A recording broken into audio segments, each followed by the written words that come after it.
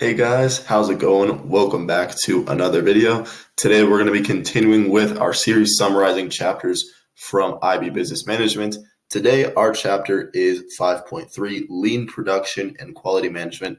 This is a high level only chapter and we're just going to get right into it. So this chapter deals with, first off, what lean production is. Lean production, that just means that it's the process of streamlining operations to reduce waste and reduce costs. It's basically trying to have as efficient a production process as possible that doesn't produce any waste. All right, so there are various methods you can use to attain lean production. The first is known as the Kaizen, or continuous improvement method.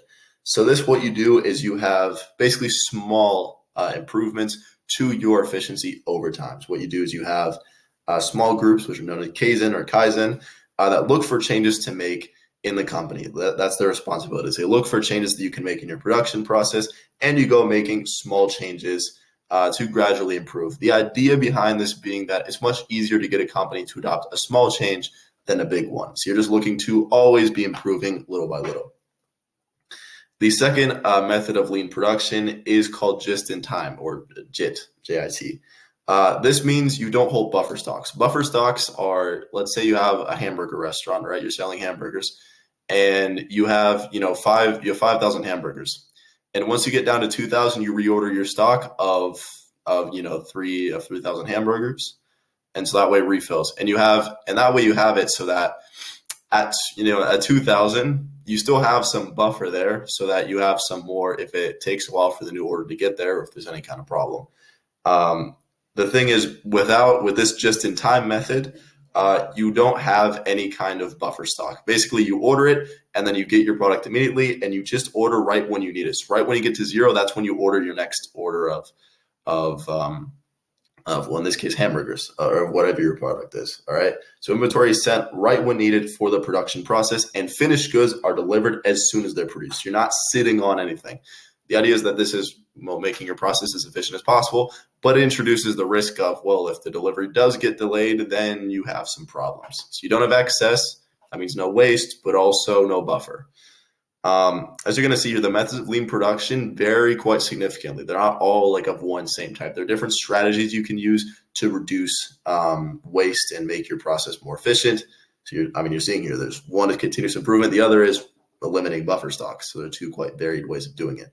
Third is what's known as the Kanban method. This is a variation of just-in-time. What you do is, instead of just ordering when you need something, you create a scheduling system that aligns inventory levels with consumption. Basically, you look at, all right, what's the demand, and you create a schedule of the stocks that you want to be coming in, of your inventory that you want to be coming in. And you use these things called Kanban cards to signal the need to restock products or an inventory when it's been used up.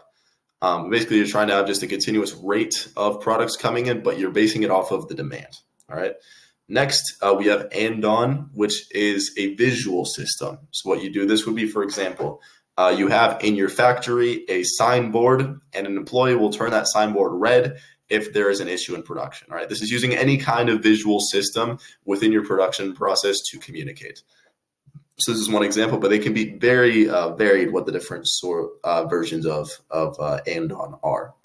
All right, and this is used typically when personnel are far away from each other, or they're monitoring a large variety of machines at the same time, and so there needs to be good communication and visual communication of that type.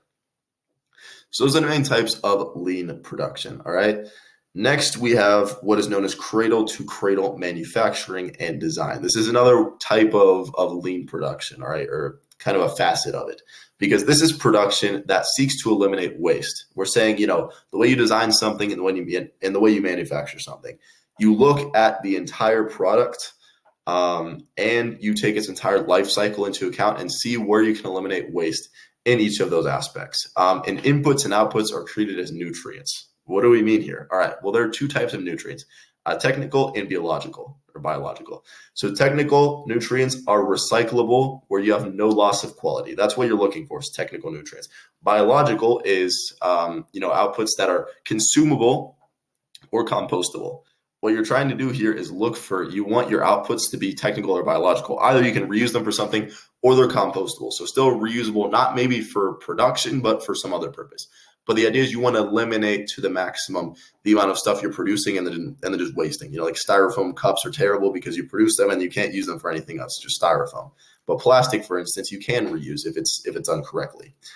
The opposite of this is cradle to grave production. This is when you make it, use it one time, and then it's thrown away. So single use stuff. But cradle to cradle is looking to reuse things. Now, there are 5 key factors that go into cradle to cradle. All right. First is material health. So this is the source and the toxicity of the source. Material reutilization. That is a hard word to say. Use of renewable energy, water usage and discharge, and social responsibility. These are all looking at different parts of the process, looking to eliminate waste, eliminate negative influences, eliminate cost in each of these aspects. Then we have quality control and assurance. This is the other facet. We're not leaving the lean production part of this lesson. We're moving on to quality control and assurance. So what is this? Well, quality is a complicated thing, but it really reduces to one very simple question, which is, does a product fulfill its purpose and satisfy the expectations of consumers? That is a high quality product. A high quality product achieves whatever purpose was set out for it and satisfies what were the expectations of the people who purchased the product. This is also perceived value for money. Higher quality, people are often going to pay more for a high quality product. So then we get into what quality control is. Quality control is the inspecting, testing, and sampling of the quality of a work. It's the way of looking to see if something is up to quality standards. Quality assurance is the process of guaranteeing a product's quality at the first time that it's purchased. This means that it informs and convinces a customer of a standard, because you're basically saying, we have done these tests, we have proven that it's up to this quality, so when you buy it from us, it's going to be of this quality.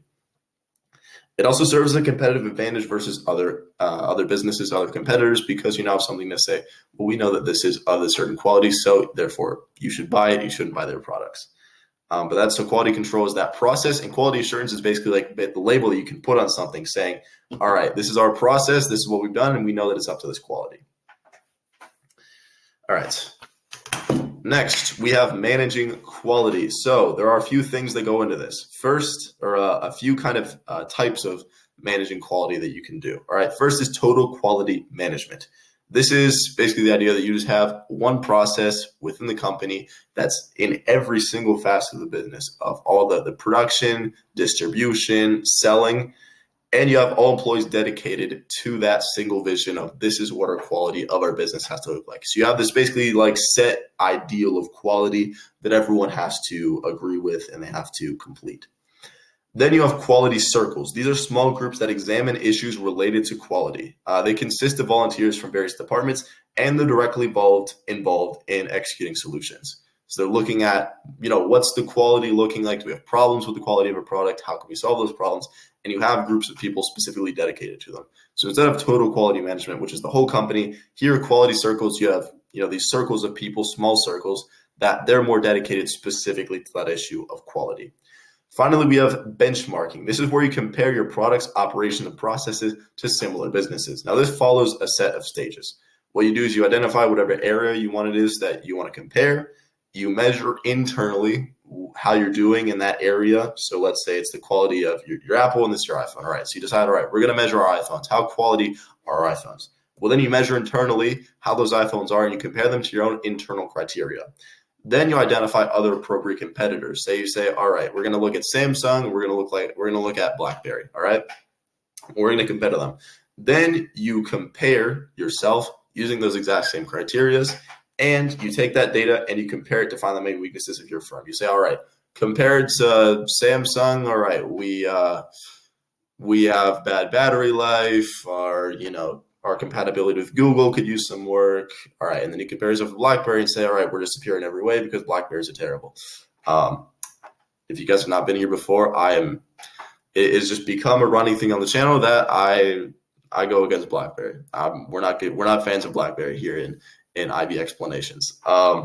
Anyway, so that's what you do is you compare yourself to all the different brands, all right? And then you set standards for quality improvements. You say, all right, we need to improve our battery life. All right, well, how are we going to do that? So you set standards for how you're going to improve that, and then you implement those changes, and then later you measure them, and you see, and then you evaluate, and you see, all right, how can we continue improving? So this, I give an example of inner firm, all right? So that's you between another business. You can also compare yourself historically. So either historically to your own business, historically to other businesses, all right? So it can also be, it can be historical or it can be right now. You know, how are we compared to other businesses? Finally, we have national and international quality standards. This is the last part of the chapter. This just means awards that are given to businesses that show that businesses' products meet certain quality standards. It's a national or international prize or basically seal of quality. The biggest one of these is the International Standards Organization, also known as the ISO, which they're one of the most powerful NGOs in the world because basically what they do, and it's not just for quality management, it's for everything. I mean, they have standardized everything. Every single thing you could possibly imagine. They have what is a standard version, correct version with everything up to, you know, the most like specific thing of how to make it. An example, they have peanut butter there, all right? And this is the perfect peanut butter. They have the world's most standard peanut butter. They say exactly how many peanuts, exactly how much salt, exactly how much oil, all the things that should compose a perfectly standard peanut butter. And they have done this for everything. So they have a quality management standard, which is ISO 9000. And they give this award to companies as basically an endorsement saying, all right, if you're following these standards, if you've gotten this award from us, it means you're following what our international standard is for what quality management has to look like. And this means that everyone has basically this standard to look at because you have a standard here that says, all right, you have to do this. If a company's given that award, that means they're doing what that international standard is. So then you can know that because they have this award, I can trust in what they're doing because there's an international comparison that they have done this. They have done what they need to do up to an international standard. The same can go nationally. Governments can do the same thing. And that's it for this chapter. Hope you guys have all enjoyed. I hope you guys, if you have any questions, do leave them down below. I hope everything has been understandable, though. We're getting close to the end. We have 4 chapters left. You have 5.4, 5.5, 5.6, and 5.7. For standard level, it's only 1 chapter left. The next video, 5.4, and they are done. I'm actually thinking for 5.7, for that very final chapter, I'm going to do a live stream. So we're going to commemorate it. So you guys are going to get a nice little live stream of 5.7. So do be prepared for that. But with that said, thank you all for watching, and best of luck in the rest of your studies. See y'all later.